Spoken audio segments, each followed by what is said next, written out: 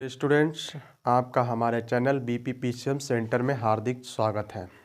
एक नए वीडियो के साथ आज हम एक मोस्ट इम्पॉर्टेंट टॉपिक पर चर्चा करने जा रहे हैं, जो आपके इंटर के स्टैंडर्ड से देखें तो बहुत ही ज़्यादा इम्पॉर्टेंट है। अगर हाई स्कूल में देखें तो हाई स्कूल में भी एक टॉपिक बहुत ही अच्छे नंबरों में, अच्छे खासे नंबरों में पूछा जाता है, क्योंकि इस टॉपिक से जो हमारा पहला टॉपिक है वो है चुंबकीय क्षेत्र।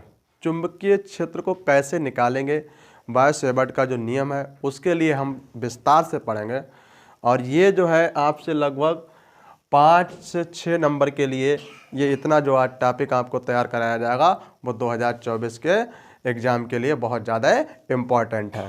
तो पहली जो हमारे पास जो हेडिंग है, जो मेन कंटेंट हमारे पास है चुंबकीय क्षेत्र। चुंबकीय क्षेत्र क्या है? चुंबकीय क्षेत्र यानी चुंबक के चारों ओर का वह क्षेत्र जिसमें किसी चुंबकीय सुई पर एक बल आघूर्ण कार्य करता है। चुंबकीय कार्य करता है जिसके कारण चुंबकीय सुई घूमकर एक निश्चित दिशा में ठहरती है, चुंबक का चुंबकीय क्षेत्र कहलाता है। तो बहुत ही सिंपल सी परिभाषा, बहुत छोटी सी परिभाषा, यानी चुंबक के चारों ओर का वह क्षेत्र जिसमें किसी चुंबकीय सुई पर एक बल आघूर्ण कार्य करता है जिसके कारण वह चुंबकीय सुई एक निश्चित दिशा में ठहरती है। यानी बल आघूर्ण क्या होता है कि वो उस चुंबकीय सुई को घुमाने का कार्य करे, मतलब उसे मूवमेंट करे, उस पर 2 बल लगे तो वो आघूर्ण बनाएंगे। क्या बनाएंगे? आघूर्ण बनाएंगे। That is called torque.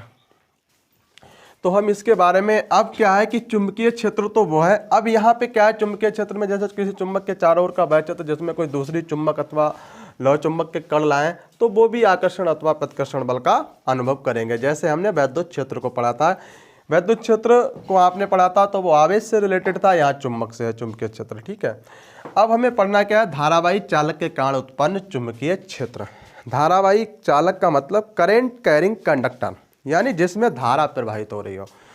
तो आपने इससे पहले ऑरेस्टेड का प्रयोग भी पढ़ा है। ऑरेस्टेड का प्रयोग मोस्ट इम्पॉर्टेंट है, हाई स्कूल में भी है। हाई स्कूल में इम्पॉर्टेंट की दृष्टि से है, मतलब इन्होंने ही देखा, ऑरेस्टेड ने सबसे पहले प्रयोग किया कि किसी भी कंडक्टर में हम जब वैद्युत धारा को प्रवाहित करते हैं क्या उसके चारों ओर भी कोई चीज़ उत्पन्न हो रही है। तो उन्होंने देखा कि जब हम चालक में करंट को प्रवाहित कर रहे हैं तो चालक के चारों तरफ उन्होंने लौह छीलन ले जाके देखी। लौह छीलन का मतलब लोहे की छोटे छोटे कणों को ले जाके देखा, तो वो कहीं पर आकर्षण बल का अनुभव कर रहे थे और कहीं पर प्रतिकर्षण बल का अनुभव कर रहे थे। तो उन्होंने इससे एक आइडिया लगाया कि इसके चारों ओर क्या है कि वो छीलन जो है उसमें चिपक रही कंडक्टर के अंदर, तो क्या चुंबकीय क्षेत्र जनरेट हो रहा है। तो यही है कि धारावाही चालक के कारण उत्पन्न चुंबकीय क्षेत्र। इसे बायो-सेवर्ट ने दिया था, इसलिए इसे बायो-सेवर्ट का नियम कहते हैं। तो हमारे पास एक देखो धारावाही चालक ए भी है, इसमें आई धारा प्रवाहित हो रही है। धारावाही चालक ए भी है, इसमें आई करंट प्रवाहित हो रही है। हम इसके अल्पांश यानी अल्प भाग डेल्टा एल में चुंबकीय क्षेत्र को डिफाइन करेंगे।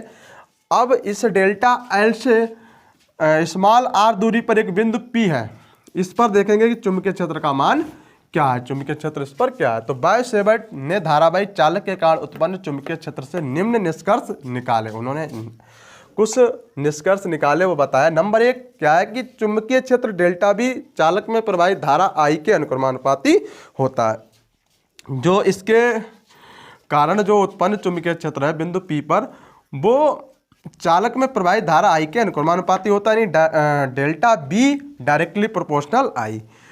नंबर 2 स्टेटमेंट उन्होंने क्या कहा कि चुंबकीय क्षेत्र डेल्टा बी अल्पांश की लंबाई डेल्टा एल के अनुक्रमानुपाती होता है। जो चुंबकीय क्षेत्र है वो अल्पांश की लंबाई डेल्टा एल के अनुक्रमानुपाती, तो डेल्टा बी अनुक्रमानुपाती डेल्टा एल। उसके बाद नया स्टेटमेंट उन्होंने तीसरा स्टेटमेंट बताया कि चुंबकीय क्षेत्र डेल्टा बी अल्पांश की लंबाई तथा अल्पांश को बिंदु पी से मिलाने वाली रेखा के बीच बने कोण की ज्या के अनुक्रमानुपाती होता है। ज्या का मतलब कि साइन थीटा के अनुक्रमानुपाती होगा जो हमारा चुंबकीय क्षेत्र डेल्टा बी है। अब देखते हैं हम ये, इसके लिए हम गणितीय रूप से प्रदर्शित करेंगे। अभी तो हमने इसको स्टेटमेंट दे दिया है, जैसे इनको गणितीय रूप में लिखा डेल्टा बी डायरेक्टली प्रोपोर्शनल, तो यहाँ पे भी delta be directly proportional sine theta. तो ये देखिए, अभी बोर्ड को साफ करते हैं, उसके बाद देखते हैं। अब चौथा पॉइंट हम देखते हैं क्या है।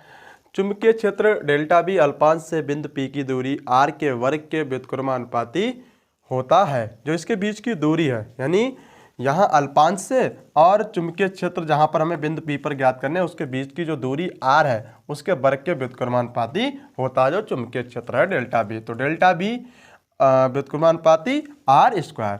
अब क्या है कि चारों नियमों को हम मिला देंगे, चारों नियम हम मिला लेंगे, पहला दूसरा तीसरा और चौथा। तो क्या हो जाएगा, डेल्टा बी अनुक्रमानुपाती I delta L sine theta upon R square.